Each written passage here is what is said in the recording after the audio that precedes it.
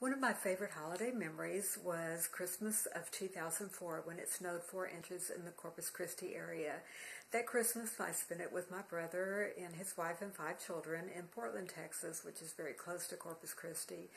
I drove down on Christmas Eve, and when I got there they were at a Christmas Eve church service, so I waited for them to return, and when I got out of my car there were a couple of inches of snow on it, which was just so amazing. And so the kids and I and my brother and sister-in-law all played out in the snow, and then I ended up staying out in the yard with the kids until very late, probably 1 or 2 o'clock in the morning, building a snowman in the front yard. The next morning we were all out there in the front yard in the street, and the dog was out there and all the kids, and it was very cool. And when the paper came out, the Corpus Christi Caller, that morning, the headline was about a 46 font size, and it said Christmas Miracle, and it truly was. And I'll always remember that as one of my most favorite holiday memories.